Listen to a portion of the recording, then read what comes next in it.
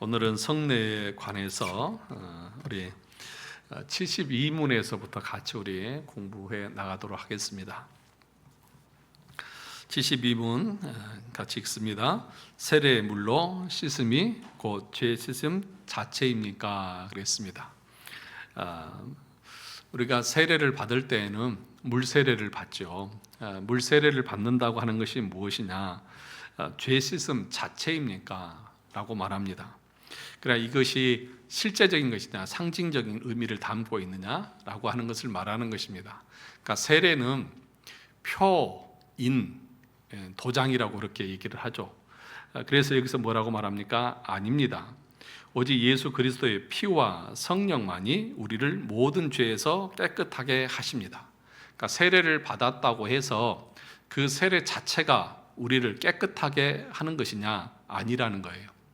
그래서 우리가 웨스트민스터 신앙 고백서에서 배웠듯이 세례를 받았다고 해서 다 구원받는 것도 아니고 세례를 안 받았다고 해서 구원 못 받는 것도 아니죠. 단지 세례라고 하는 것은 언약의 백성이라고 하는 것을 또 하나님의 자녀라고 하는 것을 인치는 것이고 도장을 찍는 것이다 라고 하는 의미를 담고 있는 거죠. 그러면 실제적으로 우리의 죄가 씻기는 것은 뭘 통해서 씻기는 것이냐? 거기 뭐라고 말합니까? 그리스도의 피와 성령으로 말미암아서 우리의 죄가 깨끗하게 된다.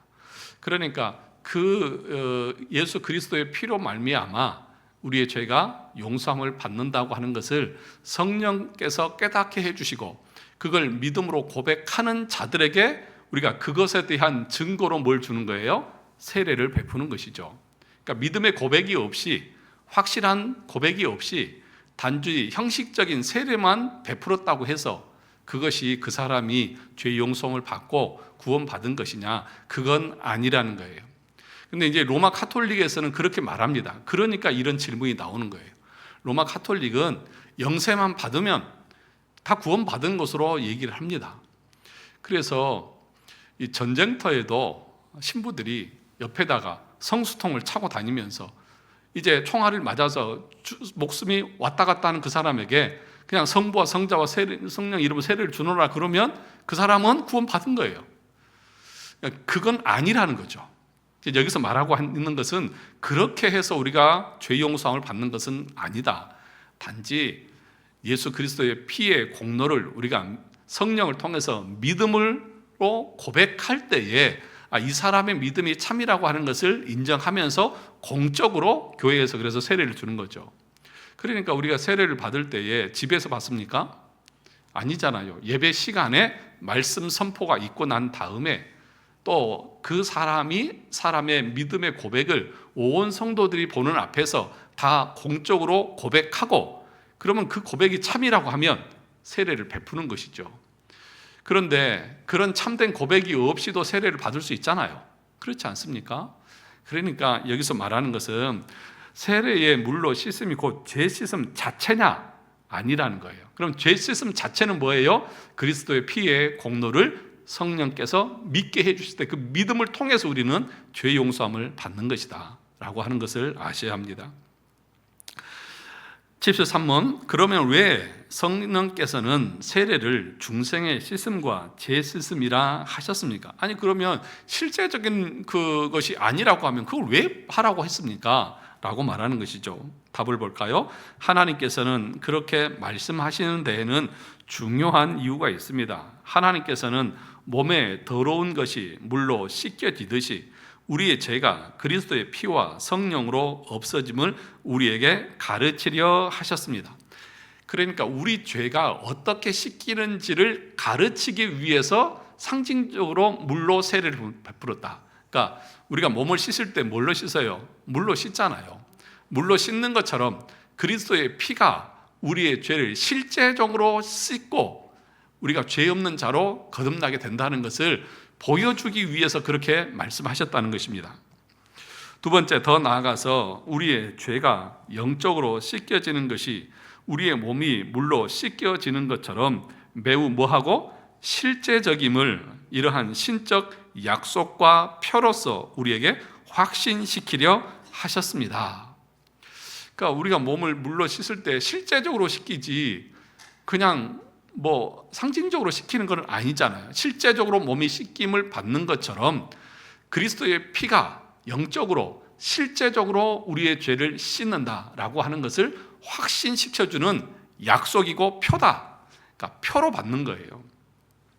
예를 들면 우리가 고속도로를 가다 보면 이정표가 나오죠. 표가 있죠. 사인판이 있죠. 그러면 쭉 가면 이쪽으로 가면 부산을 갑니다. 이쪽으로 가면 광주를 갑니다. 그러면 그걸 믿고 가게 되면은 거기에 뭐가 있어요? 우리가 목적한 도착지가 있고 목적지가 있는 거죠. 그러니까 우리가 이 물로 세례를 받음을 통해서 이것을 받으면서 예수 그리스도의 피가 내가 물로 씻을 때 내 몸에 더러운 것을 씻겨내는 것처럼 실제적으로 그리스도의 피가 내 죄를 씻겨주셨다라고 하는 것을 확신하는 거예요. 확인하는 거예요. 그 세례를 받음을 통해서.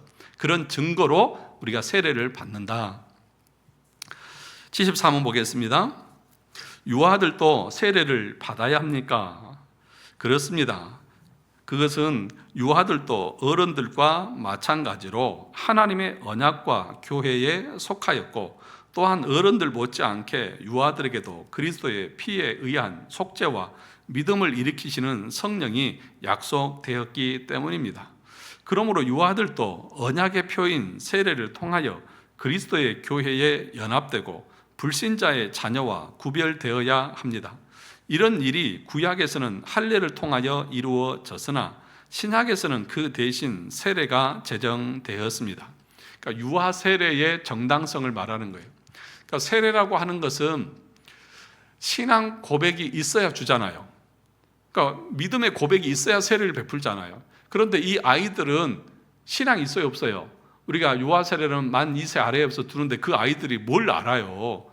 그러면 신앙 고백을 받고 듣고 세례를 줘야 되는데 그러면 이 애들은 주면 안 되지 않습니까? 근데 왜 유아 세례를 줍니까? 라고 말하는 거죠.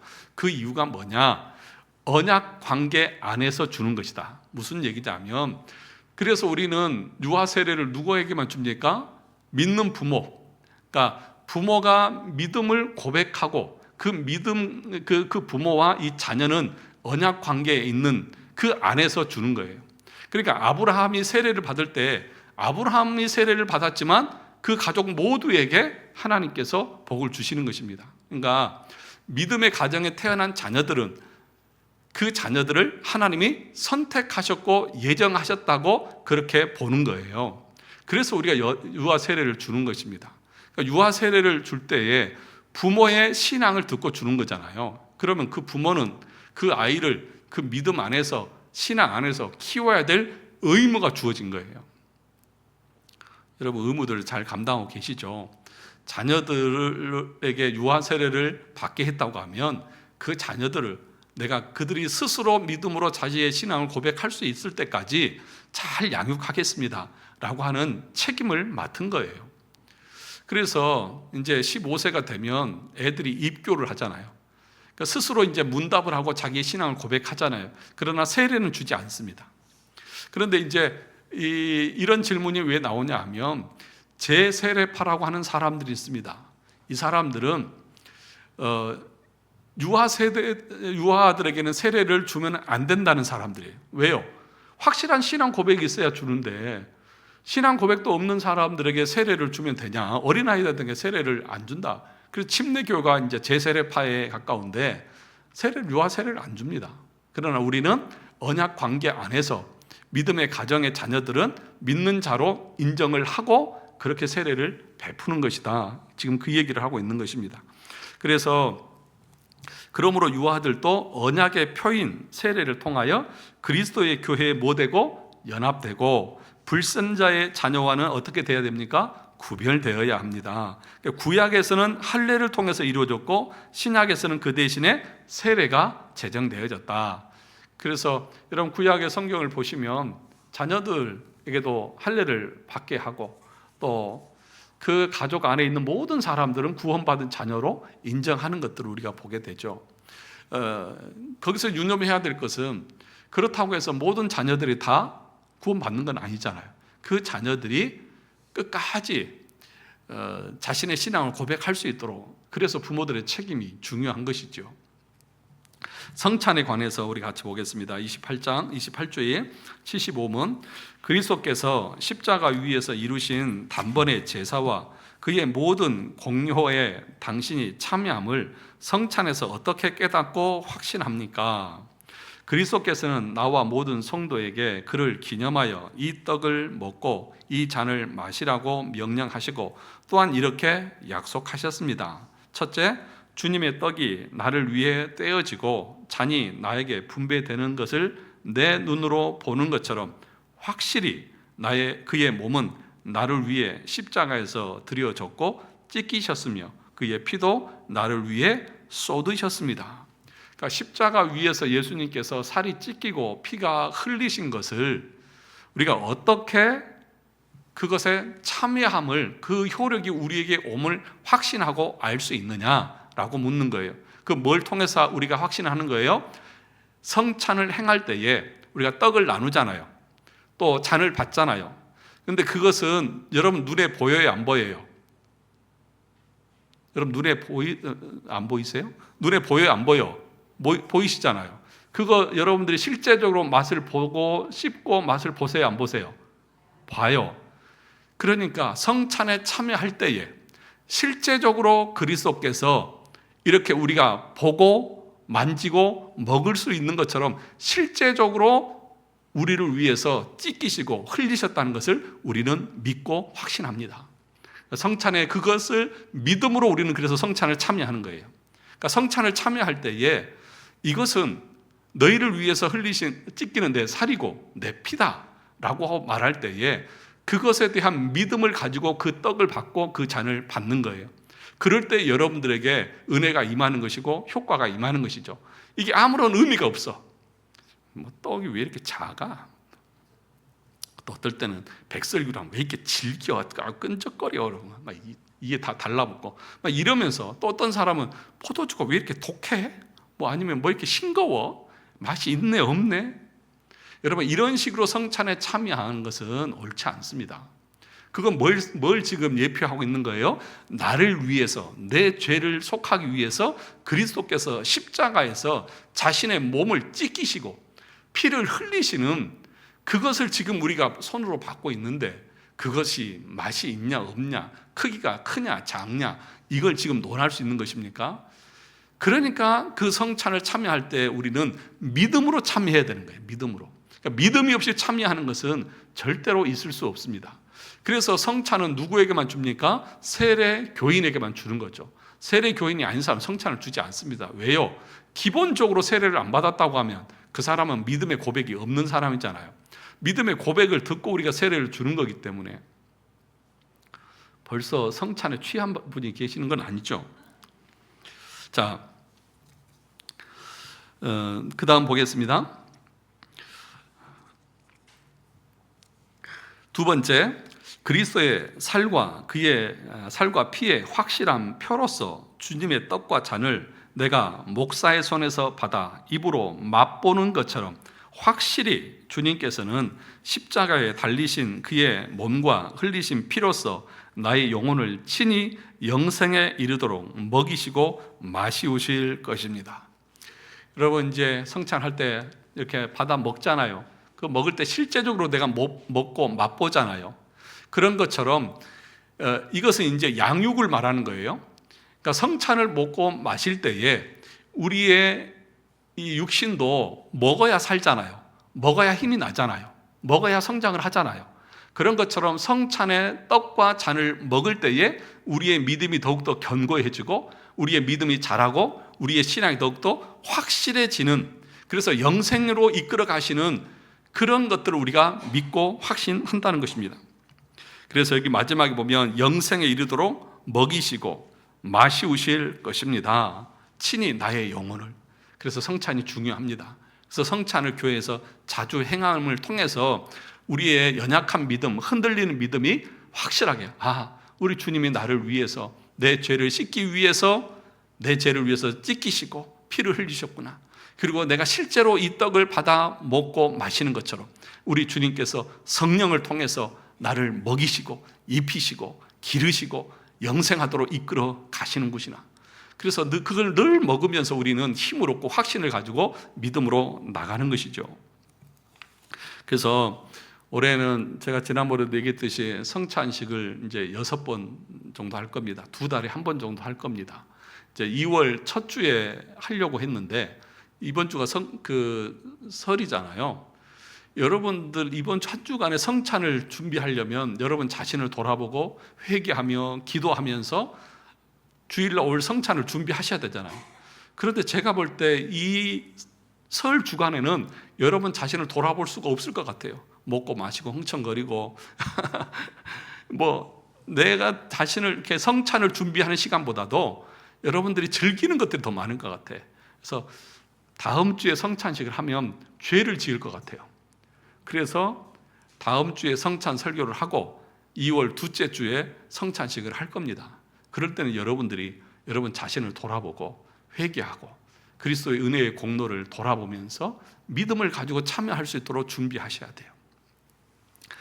자, 76문 보겠습니다. 십자가에 달리신 그리스도의 몸을 먹고 그의 흘리신 피를 마신다는 것은 무슨 뜻입니까? 그것은 무엇으로? 믿는 마음으로. 중요한 거예요. 믿음으로 참여하는 거예요. 그냥 믿음도 없이 그냥 떡을 받고 잔을 받는 거 아닙니다. 믿는 마음으로 그리스도의 모든 고난과 죽음을 뭐하고? 받아들이고 이로써 죄사함과 영원한 생명을 얻는 것이며 나아가서 그리스도 안에 또한 우리 안에 거하시는 성령으로 말미암아 우리가 그리스도의 거룩한 몸에 더욱더 연합됨을 의미합니다. 그러니까 떡을 먹고 피를 마신다라고 하는 것이 무엇을 의미하느냐? 주님이 나를 위해서 당하신 고난과 그죠? 죽음을 누구의 것으로? 나의 것으로 받아들이는 거예요. 그리고 또 뭐라고 말합니까? 그래서 내가 거룩한 그리스도의 몸에 연합됨을 확신하는 것입니다 라고 말하는 거예요. 그러니까 이걸 믿음을 통해서 우리는 그리스도와 연합되는 것입니다. 연합한다고 하는 것은 믿는다는 것이고 의롭다함을 받는 것을 말하는 것입니다. 비록 그 밑에 보시면 그리스도는 하늘에 계시고 우리는 땅에 있다 할지라도 우리는 그의 살 중에 살이요 그의 뼈 중에 뼈이며 마치 우리의 몸의 지체들이 한 영혼에 의해 살고 다스림을 받는 것처럼 우리도 한 성령에 의해 영원히 살고 다스림을 받습니다. 자, 그리스도와 연합됐다고 했는데 그러면 우리 주님의 육신은 지금 어디 있어요? 부활하셔서 하나님 보좌 우편에 계시잖아요. 그러면 우리가 연합하는 것인데 성찬식의 떡과 잔을 먹는다는 것은 그리스도와 연합을 의미하는 건데 아니 주님은 저기 계시고 하늘에 계시고 나는 땅에 있는데 어떻게 연합하냐는 거죠. 그 연합의 의미가 뭐냐는 거죠. 그것은 뭘 의미하는 거예요? 우리가 오늘 오전에도 배웠듯이 그리스도는 우리 몸의 머리예요. 머리고 우리는 그 몸의 지체잖아요. 그러니까 영적으로 볼 때에 우리 주님을 믿는다고 하는 것은 내가 그리스도의 지체가 되었다는 것이니까 뼈고 살이 되었다는 것이잖아요. 그러니까 믿음을 통해서 영적으로 우리는 하나가 되어지고 연합되어져 있다고 하는 것을 성찬을 통해서 우리는 확인하는 것이다. 그 얘기를 하고 있는 것입니다. 그래서 여러분 우리의 그 몸이 이 정신, 의식 이런 것을 지배를 받잖아요. 그러니까 성령께서 그것에 대한 교통을 행하신다는 거예요. 그러니까 예를 들면 이런 거예요. 여러분 예수님께서 2000년 전에 골고다 덕에서 십자가에 못 박혀 죽으셨어요. 그렇죠? 대답을 좀 해주세요. 그러셨죠? 그 보신 분, 직접 가서 보신 분. 내가 봐야지. 내가 그래야 확실하지 않습니까? 그런데 여러분 가보지도 않고 내가 태어나기도 전에 있었던 것을 지금 여러분들은 그것을 믿어요? 안 믿어요? 안 믿는데 우리 장로님 안 믿으신대. 안 믿으신대. 고개를 흔드시는데 그러니까 여러분 예수님께서 2000년 전에 나를 위해서 십자가에 돌아가셨다는 사실을 지금 믿어요? 안 믿어요? 믿잖아요. 여러분들은 진짜 이상하신 분들이에요. 보지도 않고 직접 경험하지도 않고 내가 태어나기도 전에 있었던 일인데 믿는다고요? 어떻게 그 믿음이 가능한 거예요? 성령을 통해서요. 영적으로 우리가 믿게 되어지는 거잖아요. 그러니까 이 성찬에 참여하는 것도 마찬가지라는 거예요. 우리 주님은 하나님 보좌 우편에 계세요. 우리는 땅에 있어요. 그런데 이 성찬을 먹으면서 믿음으로 참여하게 될 때에 그리스도와 연합을 우리가 느끼는 거예요. 교통함을 느끼는 거예요. 그래서 은혜가 되어지는 거예요. 이게 성령께서 하시는 거예요. 그러니까 믿음으로 참여하는 것을 해야 한다고 하는 것을 말하는 것입니다. 77문, 믿는 자들이 이 뗀 떡을 먹고 이 잔을 마시는 것처럼 확실히 그리스도께서 그들을 그의 몸과 피로 먹이시고 마시고 있다는 약속을 어디에서 하셨습니까? 어디에서요? 자, 성찬을 제정하실 때 이렇게 말씀하셨습니다. 주 예수께서 잡히시던 밤에 떡을 가지사 축사하시고 떼어 가라사대 이것은 너희를 위하여는 내 몸이니 이것을 행하여 나를 기념하라 하시고 식후에 또한 이와 같이 잔을 가지시고 가라사대 이 잔은 내 피로 세운 새 언약이니 이것을 행하여 마실 때마다 나를 기념하라 하셨으니 너희가 이 떡을 먹고 이 잔을 마실 때마다 주의 죽으심을 오실 때까지 전하는 것이니라. 바울 사도는 거듭 이 약속의 말씀을 하였습니다. 우리가 축복하는 바 축복의 잔은 그리스도의 피에 참여함이 아니며 우리가 떼는 떡은 그리스도의 몸에 참여함이 아니냐. 떡이 하나요 몸은 우리가 한 몸이니 이는 우리가 다 한 떡에 참여함이라. 성찬을 제정하실 때에 우리 주님께서 확실하게 약속해 주셨다는 것입니다. 자, 78문 보겠습니다. 떡과 포도주가 그리스도의 실제 몸과 피로 변합니까? 그러니까 성찬식을 행할 때 이것은 우리 주님의 살이고 이것은 우리 주님의 피입니다 라고 말할 때에 그 떡과 그 잔이 실제적인 예수님의 살, 실제적인 예수님의 피로 변합니까? 안 변하죠. 떡은 떡이고 잔은 잔이죠. 이건 어디서 말하는 거예요? 로마 카톨릭에서 말하는 거잖아요. 이걸 가리켜서 화채설이라고 말하잖아요. 실제로적으로 살이 되고 실제로 피가 된다는 거예요. 언제? 사제가 떡을 나누기 전에 기도할 때에 그 순간에 그것이 실제적으로 예수님의 살이 되고 피가 된다. 그렇게 가르치는 것이 로마 카톨릭의 화채설이거든요. 그래서 떡만 주고 잔은 안 주잖아요. 예수님의 그 거룩한 피를 흘리거나 묻히면 안 되니까. 그 얘기를 하고 있는 거예요. 아닙니다. 떡과 포도주가 그리스도의 실제 몸과 피로 변하는 것이 아닙니다. 세례의 물이 그리스도의 피로 변하는 것도 아니고 죄 쓰심 자체도 아니며 아까 우리가 봤죠? 세례가 실제적으로 죄를 씻겨주는 것입니까? 라고 말할 때 아니라고 했죠. 여기서도 뭐라고 말합니까? 죄 씻음 자체도 아니며 단지 하나님께서 주신 표와 확증인 것처럼 주의 만찬의 떡도 그리스도의 실제 몸으로 변하는 것은 아닙니다. 성찬의 떡을 그리스도의 몸이라고 하는 것은 성례의 본질을 나타내는 성례적 용어입니다. 성례적 용어다. 이것은 내 몸이고 이것은 내 피다. 이것은 성례의 예적인 용어인 것이지 실제로 살이 되고 실제로 표가 되는 것은 아니다. 이것은 표징이다. 표징이다. 그렇다고 해서 상징으로만 생각하면 안 됩니다. 자, 그 다음 보겠습니다. 79문. 그렇다면 왜 그리스도는 떡을 그의 몸이라고 하시고 잔을 그의 피 혹은 그의 피로 세우는 새 언약이라고 말씀하십니까?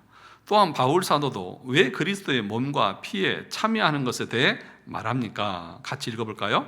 그리스도께서 그렇게 말씀하신 데에는 중요한 이유가 있습니다. 마치 떡과 포도주가 육신의 생명을 유지시키듯이 십자가에 달리신 그의 몸과 흘리신 피가 우리 영혼을 영생으로 이끄는 참된 양식과 음료라는 사실을 가르치려 하셨습니다. 첫째 얘기만 한번 볼까요? 왜 떡이라고 말하고 왜 피라고 말했느냐? 십자가에 달리신 예수님의 몸과 피가 우리의 영혼을 어디로 이끄는 거예요? 영생으로 이끄는 참된 양식이고 음료다. 그러니까 여러분, 우리가 영원한 생명을 얻고 영생을 얻으려면 여러분 살기 위해서 뭐 먹어요? 밥을 드시잖아요. 음식을 드시잖아요. 그런 것처럼 우리가 영생으로 이끄는 이 성찬에 대해서 날마다 읽고 묵상하고, 또 교회에서는 가급적이면 자주 이 성찬을 하면서 하나님의 그 은혜를 받아서 날마다 우리의 믿음의 길을 걸어가야 하는 것이 맞다는 것입니다. 더 나아가서 그리스도께서는 눈으로 볼 수 있는 이러한 표와 보증으로서 우리에게 다음을 확신시키려 하셨습니다. 첫째, 우리가 그리스도를 기념하면서 이 거룩한 표들을 육신의 입으로 받아 먹는 것처럼 실제로 성령의 역사에 의해 우리가 그의 참된 몸과 피에 참여합니다. 성찬에 참여할 때 떡을 먹고 피를 마실 때에 우리가 입으로 받아 먹는 것처럼 어떻게? 실제로가 중요한 거예요. 여러분, 단지 성찬은 표고 표징이라고 말하니까 상징만 있는 것이 아니라 성령의 역사를 통해서 그 성찬에 믿음으로 참여하는 사람들에게는 실제적으로 하나님의 은혜가 임한다. 믿으십니까? 믿으셔야 된다니까.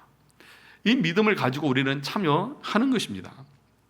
둘째로, 그리스도의 모든 고난과 순종이 확실하게 누구의 것이 되어?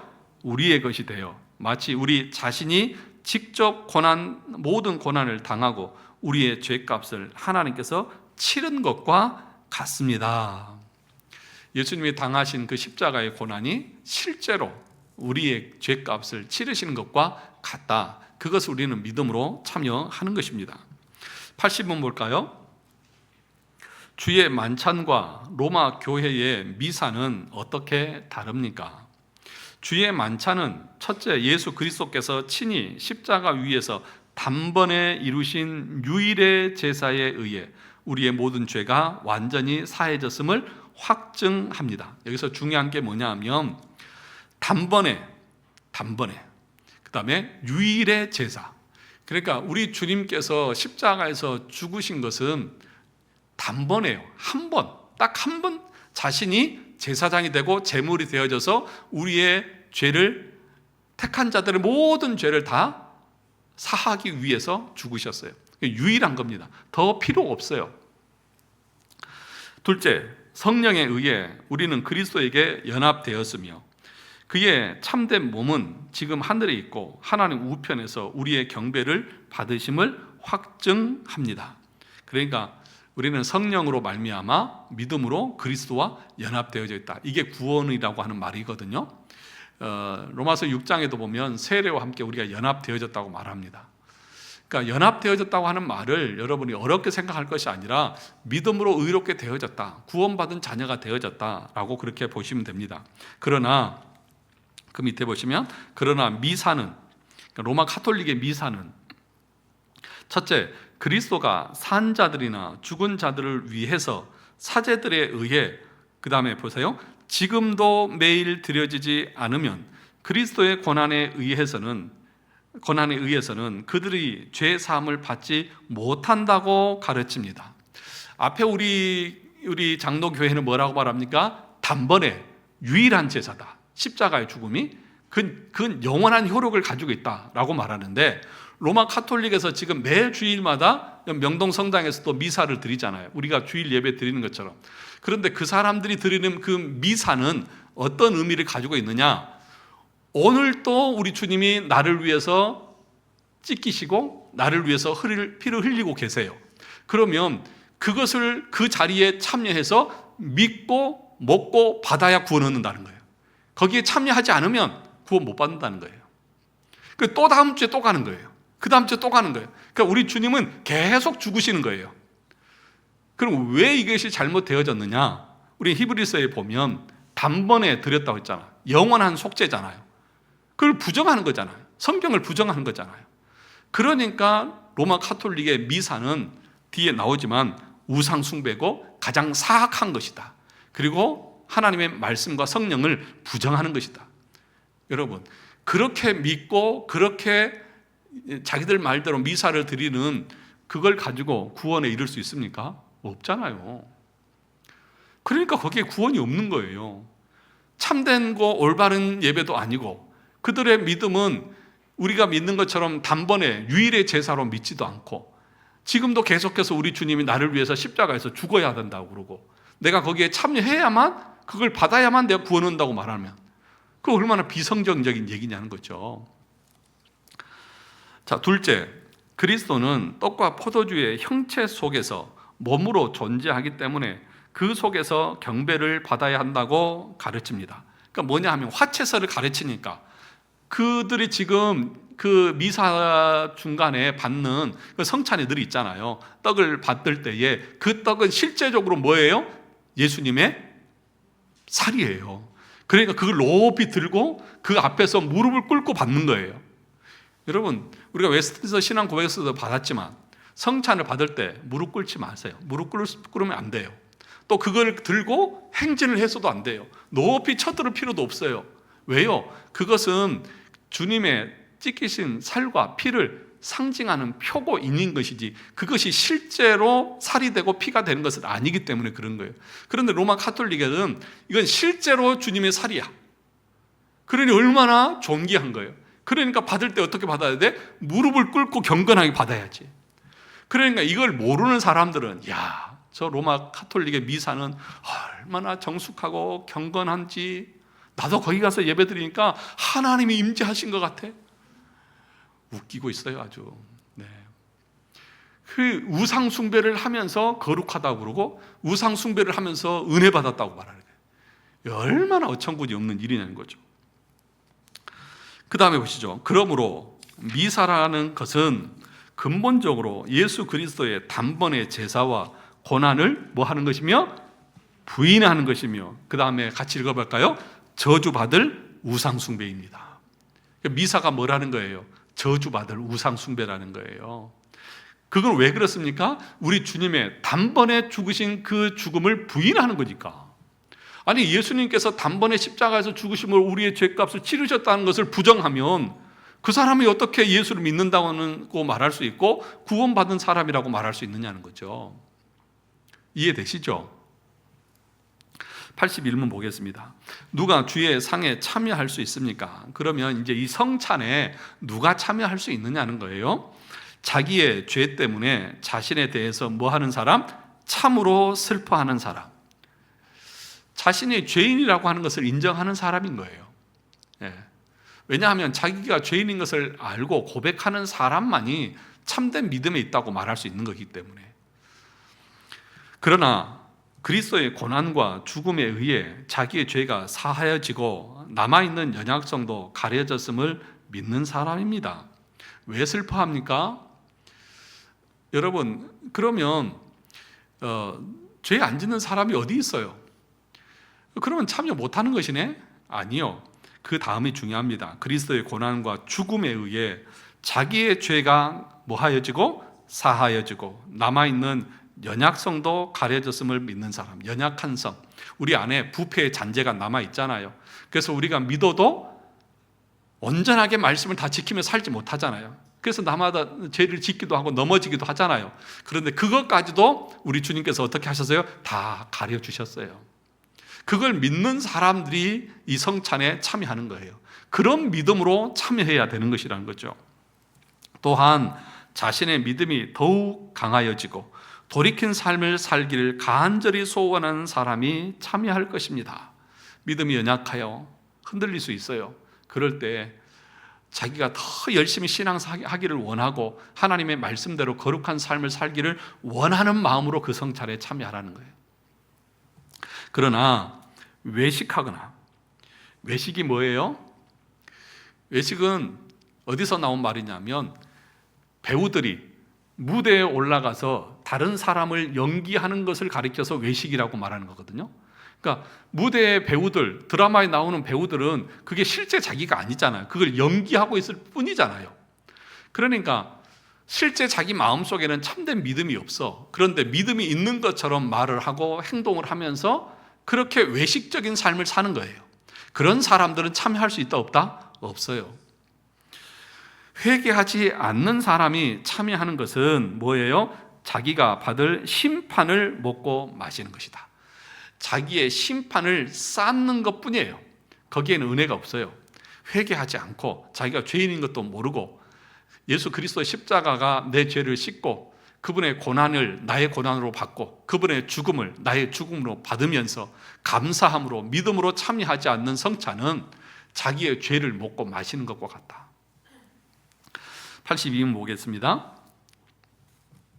자신의 고백과 생활에서 믿지 않음과 경건치 않음을 드러내는 자에게도 이 성찬이 허용됩니까? 그러니까 자신의 고백과 생활에서 믿지 않음과 경건치 않음을 드러내는 자에게도, 그러니까 실제적으로 나 안 믿어, 나 안 믿어, 난 못 믿겠어, 아니 이해는 하겠는데 못 믿겠어, 그러면서 자기 마음대로 살아가는 사람, 교회에 나올 수 있잖아요, 그런 사람들도. 근데 이런 사람들에게 성찬을 허용할 수 있느냐?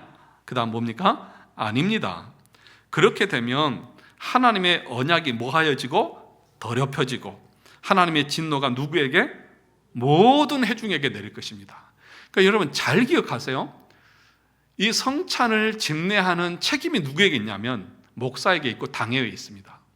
그럼 목사와 당회는 성찬을 잘못 집행하게 되면 어떤 일이 일어나는 거예요? 교인 전체에게 하나님의 진노를 임하게 하는 거예요. 그럼 어떻게 해야 됩니까? 이런 것들을 잘 살펴서 저 사람이 참된 믿음에 있는지 없는지를 살피고 회개하는 마음으로 참여하고 있는지를 돌아보고, 그리고 참여하기 전에 성찬 설교를 통해서 다음 주에 성찬이 있으니까 이렇게 자신을 돌아보고 회개하고 참된 믿음으로 참여할 수 있도록 한 주간 준비하셔야 됩니다. 이렇게 얘기를 하고 성찬을 집례해야 되는 거예요. 그리고 그런 참된 고백의 증거가 드러나지 않고 삶의 어떤 결과들이 드러나지 않는 사람들에게는 당회에서 어떻게 하는 거예요? 당신 이번 성찬 참여하지 마십시오. 떡과 잔 받지 마세요. 말할 수 있어요. 말할 수 있어요, 없어요? 말할 수 있어요. 그렇게 해야 되는 거예요. 그래서 제가 분명하게 이 시간에 말합니다.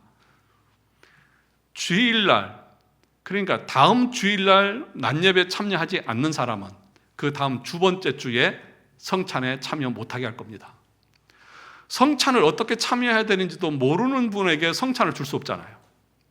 자기 마음대로 죄 짓고 와서 먹고 마실 텐데, 제가 마음은 제가 어제 그제까지 제 마음은 어떤 마음이냐면 이걸 준비하면서 오후 예배 참석 안 하는 사람들에게는 성찬 안 베풀겠다, 이 마음까지 가졌어요. 근데 한 발 제가 양보를 했습니다. 그런데 결국에는 그렇게 할 겁니다. 오후 예배 참석 안 하는 사람들에게는 성찬 안 베풀 겁니다. 낮에. 보세요.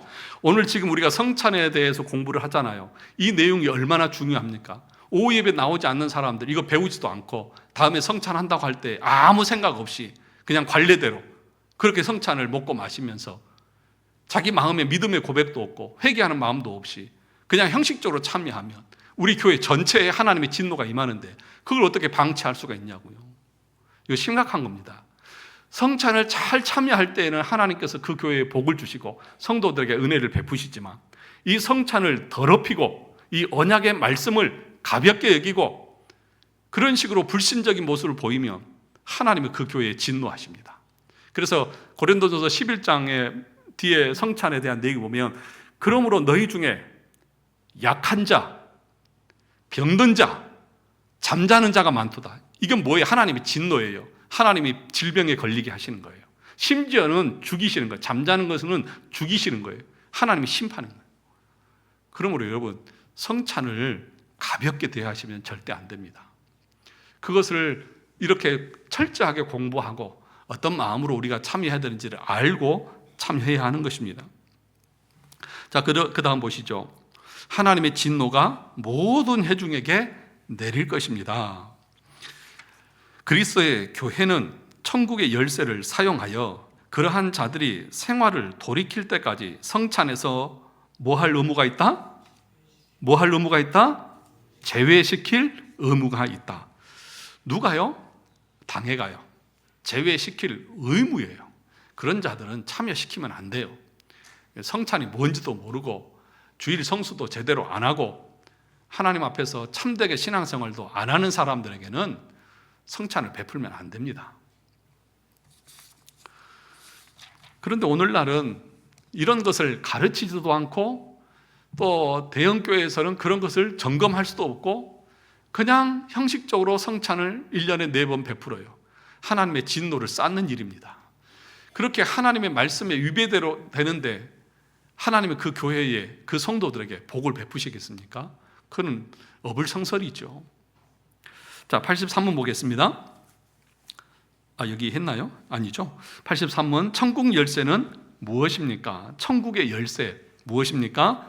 거룩한 복음의 강설 설교와 교회의 권징인데, 이 두 가지를 통하여 믿는 자에게 천국이 열리고 믿지 않는 자에게 닫힙니다. 천국 열쇠. 로마 카톨릭은 이 천국의 열쇠를 누구에게 주었다고 말하는 거예요? 교황에게. 베드로를 일대 교황으로 하면서 베드로에게 이 반석 위에 내 교회를 세우겠다고 하면서 이 천국 열쇠를 내게 주노라고 말했잖아요. 그러니까 로마 카톨릭은 그 본문을 교황에게 준 것이다, 교황 개인에게 준 것이다, 그렇게 해석을 하거든요. 우리는 그렇게 해석하지 않습니다. 이 천국 열쇠는 교회의 직원들에게 준 것이다. 웨스트는 신앙 고백서, 우리가 오늘 30장 권징에 대해서 청년들하고 공부했는데 거기 분명히 말합니다. 천국 열쇠는 교회의 직원들에게 주신 것이다. 그럼 교회의 직원은 누구를 말하는 것이냐? 목사와 장로입니다. 당회에 준 것입니다. 그래서 여기서 뭐라고 말합니까? 복음의 강설, 그러니까 설교를 통해서 천국의 문을 여는 거예요. 하나님의 말씀이 선포될 때에 천국의 문이 열리는 것입니다. 그 말씀을 통해서 사람들이 믿음을 통해서 천국에 들어오는 거예요. 그래서 제가 설교 시간에 제발 좀 졸지 말라고 그러는 거예요. 왜요? 여러분을 사랑하기 때문에. 천국에 가야죠. 말씀을 듣고 여러분들의 영혼이 살찌야죠. 또 하나 뭐예요? 권징이에요. 교회의 권징. 근데 이 권징의 내용 중에 뭐가 있습니까? 수찬 정지가 있는 거예요. 그러니까 성찬에 참여를 못하게 하는 것은 교회의 치리의 방법인 거예요. 그러니까 교회의 말씀, 하나님의 말씀을 듣지 않으면, 그러니까 쉽게 얘기하면 이런 거예요. 오후 예배 참여하십시오. 그리고 신앙 고백서 같이 공부하십시오. 말 안 들어요. 그럼 어떻게 합니까? 수찬 정지. 교회 참여하지 마십시오. 오후 예배 참여 안 하시는 분들 낮 예배 성찬 금지입니다. 제가 어떤 교회를 봤더니 중학생이 세례를 받았어요. 세례를 받으니까 그 광고에다가 주보의 광고에 뭐라고 했냐면 아무개는 우리 교회 세례 교인이 되었으므로 주일 오전 오후 수요 예배에 참여할 의무가 주어졌습니다. 무슨 얘기 이해되세요? 세례 교인이라고 하면 의무를 가졌어요. 이제는 하나님을 섬기는 데 있어서 그런 의무를 다 해야 돼요. 그리고 그 교회는 심지어는 새벽 예배 설교를 듣고 느낀 점을 레포트를 보내야 돼. 일주일에 하나는. 그거 1차 안 보내면 경고, 2차 안 보내면 주일 출석 금지, 3차 안 보내면 성찬 금지, 4차에도 안 보내면 출교. 그렇게 말해요. 의무예요. 여러분, 주일도 안 지키고 주일 오전 오후도 못 지키는 사람에게 어떻게 성찬을 줍니까? 온전하게 주일 성수를 안 하는데. 여러분, 이런 걸 알면 그렇게 할 수가 없어요. 이건 목사의 의무예요. 의무. 제외시키는 것이 의무예요. 이게 받게 해주는 것이 은혜가 아니라 제외시키는 것이 은혜인 거예요. 제외시켜줘야 돼요. 왜요? 그거 받으면 자기 죄를 먹고 마시는데 죄를 먹고 마시도록 방치할 수는 없잖아요. 그게 어떤 사람들 이걸 모르면 나는 왜 성찬에서 제외시켜? 그리고 분노 씩씩거릴 거 아니야. 자기 죄를 먹고 마시는 것을 모르고. 그렇게 성찬에서 제외시키면 목사님이 나를 위해서 그러시는구나. 회개하고 다음에는 성찬에 참여할 수 있도록 믿음의 생활, 신앙생활 더 열심히 하려고 해야 되는데, 그러니까 이걸 아는 사람은 회개하면서 바로 설 것이고 그렇지 않은 사람들은 씩씩거리면서 다른 교회로 가겠죠. 자, 그러니까 저희가 지금 하고 있는 얘기는 제가 어떤 개인적인 사견이나 감정으로 말하는 것이 아니라 지금 이 하이델베르 요리문답에 대한 성경의 가르침을 가지고 지금 설명하고 있는 거잖아요. 자, 그 다음에 83은 거룩한 복음의 강서를 통하여 어떻게 천국이 열리고 닫힙니까? 그리스도의 명령에 따라 하나님께서 그리스도의 공로 때문에 사람들이 참된 믿음으로 복음의 약속을 받아들일 때마다 참으로 그들의 모든 죄를 사하신다는 사실이 신자들 전체나 개개인에게 선포되고 공적으로 증언될 때 뭐합니까? 천국이 열립니다. 그러니까 이 설교 시간이 천국이 열리는 시간이라고. 그걸 받아들이고 자기의 죄인됨을 고백하고 믿음으로 받아들이는 것이 천국의 문이 열리는 시간인 거예요. 그 다음 반대로 그들이 돌이키지 않는 한 하나님의 진노와 영원한 정죄가 어디에요? 그들 위에 머문다는 사실이 모든 믿지 않는 자와 외식하는 자에게 선포되고 공적으로 증언될 때 천국이 뭐합니까? 닫힙니다. 여러분, 이 말씀을 믿으면 여러분 구원받지만 이 말씀을 믿지 않으면 여러분에게는 구원이 없습니다. 이 말 할 때 그들에게 천국의 문이 닫히는 거예요. 이러한 복음의 증언에 따라서 하나님께서는 이 세상에서와 장차올 세상에서 뭐 할 것이다? 심판할 것이다. 이 복음의 증언에 따라서. 그러니까 제가 얘기했죠. 마지막 심판대 앞에 섰을 때에 하나님, 저는 그런 걸 들어본 적이 없습니다. 변명할 수 있을까요? 없어요. 다 했어요. 다 설교했어요. 제 설교 중에 다 들어가 있어요. 그런데 여러분들이 믿지 않아요. 또 우리 교회에 새로 오셨던 분들이 믿지 않아요. 그러면 올 세상에서 그것에 근거해서 우리 주님은 심판하실 것입니다. 너는 듣고도 믿지 않았다. 심지어는 뭐라고 말합니까? 이 일반 은총, 자연 만물 이런 걸 보면서도 하나님을 알 만한 것을 심어 주었다고 로마서 1장에서 말했어요. 그럼에도 믿지 않았어요. 자, 85문 보겠습니다. 지금 이제 시간이 가니까 조금씩 졸리시는 것 같은데 이제 얼마 안 남았습니다. 이제 여기 85문까지만 할 겁니다. 저도 입이 아픕니다. 여러분들은 가만히 계시잖아요. 근데 저는 계속 읽잖아요. 그래서 주일날 오후 되면 저녁 때 집에 가면 목이 아파요. 저도 막. 네. 85분까지만 할 겁니다. 교회의 권징을 통해서 어떻게 천국이 닫히고 열립니까? 여러분 84문과 85문을 잘 비교해 보세요. 질문을. 거룩한 복음의 설교를 통하여 어떻게 천국이 뭐하고? 열리고 닫히고. 그 다음에 85문은 어떻게 천국이 닫히고 열립니까? 반대예요. 설교를 통해서 열리고 닫지만 권징은 뭐냐 하면 권징은 일단 닫아버리는 것입니다. 그러니까 말씀대로 순종하지 않는 자들에게 수찬 정지, 출교 그런 닫아버린 거예요. 그러니까 여러분 중요한 것 잘 들으세요. 만약에 여러분들이 수찬 정지를 당해서 성찬에 참여를 못한다, 이 말은 단순한 것이 아닙니다. 간단한 것이 아니에요. 구원 밖에 있다는 거예요. 너 구원 못 받는다는 거예요. 성찬 금지, 수찬 금지, 이것은 너 구원에서 제외되어 있다는 거예요. 왜요? 성찬은 먹고 마실 때 그리스도의 피와 그리스도의 살이 내 죄를 씻고 내가 그분의 살을 먹고 마심으로 구원 얻는다는 것을 예표하고 상징하는 거잖아요. 근데 그걸 못 먹어. 너는 구원 받기라는 거예요. 그래서 밖에다 수찬 정지를 시켜요. 그러면 사람들이 어떻게 합니까? 회개하고 돌아오면, 회개하면 제가 잘못했습니다. 공적으로 선포하고 회개의 증거가 있으면 그때 뭐 하는 거예요? 열어주는 거예요. 그래서 형제로 다시 받아주는 거예요. 그리고 성찬에 참여하게 하는 거예요. 그것을 지금 말씀하고 있는 것입니다. 자, 다 봅시다. 85문. 그리스도의 명령에 따라 그리스도의 이름을 가진 자가, 그 다음 보세요. 교리나 생활에서 그리스도인답지 않을 경우, 교리나 생활에서, 그러니까 여러분 교리를 공부해야 돼요? 안 해야 돼요? 공부해야죠. 올바른 교리를 알아야죠. 그냥 잘못된 교리를 말해. 구원론에 말할 때 잘못된 구원론을 얘기해. 그러면 불러가지고 똑바로 가르쳐야죠. 자, 보세요. 교리나 생활에서 그리스도인답지 않을 경우 먼저 뭐 합니까? 형제로서 거듭 권고할 것이다. 그러니까 뭐냐 하면 우리가 누군가 교회에서 어떤 범죄의 사실이 드러났어. 내가 어쩌다가 발견했어. 그러면 누구만 가는 거예요? 그 사람만 가는 거예요. 그 사람만. 당사자만 가가지고 집사님, 내가 집사님이 이런 말 하는 걸 들었고 또 이렇게 행하는 것을 내가 보았는데 그것은 성경적이지 않고 그것은 바른 신앙이 아닙니다. 집사님, 그거 회개하시고 이렇게 바로 잡으세요. 그렇게 말하는 거예요. 그러면 그 사람이 집사님, 내가 몰라서 그랬는데 미안합니다. 잘못했습니다. 바로 하겠습니다. 그러면 그걸로 끝. 그런데 우리는 어떻게 해요?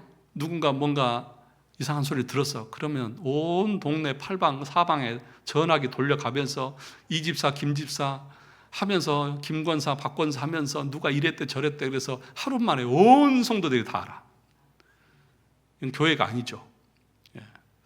교회가 권징을 하려면 처음에는 당사자만 가서 묻습니다. 그래도 말을 안 들어요. 그러면 내가 언제? 뭐 당신은 다 알아서 해? 뭐 당신은 뭐 말씀대로 다 똑바로 살아? 왜 나한테만 그래? 이렇게 하면 이제 막 가자는 거죠. 그러면 어떻게 합니까? 두세 사람을 데리고 가서 같이 권면을 하는 거죠. 그건 아니지 않느냐. 그래도 듣지 않아요. 그러면 어디에 말합니까? 교회에 말합니다. 당회에 말하는 거예요. 그럼 당회가 불러서 집사님 이러이러한 말을 했고 또 이렇게 행동했습니까? 라고 말할 때에 당회 앞에서 잘못했습니다 목사님, 제가 몰라서 그랬는데 가르침대로 똑바로 하겠습니다. 그러면 그걸로 끝. 그런데 당의 말도 듣지 않아요. 그러면 어떻게 합니까? 교회에 광고합니다. 첫째는 어떻게 광고하냐? 누군지는 밝히지 않아요. 그때까지도. 그런데 공적으로 광고합니다. 우리 교인 중에 어떤 분이 이러이러한 말과 이러이러한 죄를 짓고 있는데 회개하시고 회개 증거를 가져오십시오. 그러면 용서하겠습니다. 그런데 그렇게 기한을 줬는데도 안 와요. 회개하지 않아요. 그러면 두 번째는 교회에 이름을 기재합니다. 광고에, 주보에. 누구 집사가 이런 일을 해서 이런 일이 있었기 때문에 교회에서는 이 사람을 권징합니다. 그래서 1차로 예를 들어서 수찬정지 기간을 정하기도 하고 무한하기도 하기도 합니다. 6개월 수찬정지 처합니다. 회개하고 돌아오십시오. 그래도 회개하지 않아요. 그럼 어떻게 합니까? 출교시킵니다. 우리 교인이 아니에요. 그런데 이 권징의 목적은 그 사람을 비난하고 그 사람을 뭐 쫓아내기 위한 것이 아니라 권징은 그 사람을 죄에서 회복시키고 다시 바로 잡기 위한 것입니다. 그래서 권징은 엄하게 하지만 온유함과 부드러움으로 하라고 갈라디아서 우리가 새벽에 공부하면서도 배웠잖아요. 온유함으로. 죄가 드러나거든 그 사람을 바로 잡되 온유함으로 행하라. 그렇게 얘기를 하고 있습니다. 그 얘기를 지금 하고 있는 거예요. 그러니까 닫는 거예요. 권징은 닫는 거예요. 그래서 회개하면 열고 받아주는 거예요. 그 다음 읽어보시죠. 그렇지만 자신의 오류나 악행에서 돌이키기를 거부한다면 그 사실을 교회 곧 7위에 이 당회를 말하는 거예요. 7위에 보고해야 합니다. 그들이 교회의 권고를 듣고도 돌이키지 않으면 성례에 참여함을 뭐합니까? 금하여 성도의 사귐 밖에 두어야 하며, 그죠? 사귐 밖에 두는 거예요. 하나님께서도 친히 그들을 그리스도의 나라에서 뭐 할 것이다? 제외시킬 것이다. 이 무서운 말이에요. 그러니까 여러분, 당회에서 어떤 결정을 내리는 것은요, 신적 위탁권이 있어요. 하나님이 위탁하신 거예요. 7위에 당회에. 그래서 당회의 결정은 하나님의 결정이에요. 목사님이 그럼 교황입니까? 그런 의미가 아니고요. 그래서 여러분, 마태복음 18장 20절에 보면 두세 사람이 내 이름으로 모인 곳에 나도 그들 중에 있느니라. 그 말은 권징할 때 말하는 거예요. 두세 사람이 모여서 그 사람에 대해서 결정할 때에 하나님도 그 자리에 동일하게 결정에 참여하고 있는 거예요. 그래서 땅에서 매면 하늘에서도 매일 것이고 땅에서 풀면 하늘에서도 풀릴 것이다. 그러니까 당회에서 결정해서 매면 당신은 출교입니다. 그러면 그 사람은 구원 못 받아요. 당에서 또 해벌을 하면 그 사람 다시 구원에 들어오는 거예요. 그런데 우리는 이 권징을 제대로 못 받아요. 권징하면 다른 교회 가버리지. 뭐 교회가 여기뿐이냐? 뭐 교회가 널려 있는 게 교회인데. 그런데 모르는 게 딱 하나 있어요. 뭐냐 하면 만약에 우리 교회에서 권징을 받았잖아요. 그러면 우리 교회에서 해벌을 해야 합니다. 아니면 안 됩니다. 예. 그러니까 우리 교회에서 수찬정의를 당했든지 아니면 출교를 당했으면 회개의 증거를 가지고 와서 우리 공회 앞에서 자신의 죄를 회개하고 회개의 증거를 보여야 돼요. 그러면 당회가 그 사람의 얘기를 들어보고 확실한 회개의 증거가 있으면 당회를 열어서 이 사람이 이제는 회개하고 믿음으로 다시 세워졌으니까 우리의 형제로 받읍시다. 그래서 받는 거예요. 그럴 때에 그것이 해벌이 되고 문이 열려서 다시 들어오는 거예요. 그래야 구원 받는 거예요. 여러분, 그것 처리하지 않으면 구원 못 받습니다. 이것이 성경의 가르침이고 이것이 권징의 은혜예요. 그래서 하나님의 교회는 말씀의 권위로 다스림을 받는 거예요. 이게 말씀의 기강이 그래서 세워져야만 참된 교회라고 말할 수 있는 거예요. 자, 그 밑에 보시면 이제 마치겠습니다. 그러나 그들이 참으로 돌이키기를 약속하고 증명한다면 그들을 그리스도의 지체와 교회의 회원으로 뭐 합니까? 다시 받아들이는 거예요. 다시 받아들이는 거예요. 회개하면 받아들여요. 그럴 때는 여러분들이 다시 예를 들어서 회개하고 돌아오면 어떻게 해야 합니까? 아유, 저 사람은 그런 사람이었대, 그랬대. 그런 식으로 계속해서 해야 될까요? 아니죠. 형제로 받아야 됩니다. 아무 죄도 안 지은 사람처럼 그렇게 기꺼이 받아줄 수 있어야 합니다. 그럼 오늘 성례에 대해서 우리가 짧은 시간 우리가 함께 나누었는데 성찬이 뭘 의미하는지 어떻게 참여해야 되는지 여러분 올바로 아시고 2월 둘째 주에 있을 이 성찬식에 여러분 기쁨으로 참여해서 은혜 받는 시간들이 되시기를 바랍니다. 그래서 바라기는 이 오늘 오후 예배 참여하지 않으신 분들은 집에서라도 다음 주에 분명하게 이 내용을 공부하고 와야 돼요. 안 그러면 다음 주에 그 얘기 광고를 써야 될 것 같아요. 지난주 오후 예배 참석 안 하신 분, 그 성례에 관하여 듣고 그 내용을 저한테 카톡으로라도 참여했다는 것을 확인하는 사람들에게만 성찬을 베풀어야 될 것 같아요. 기도하겠습니다.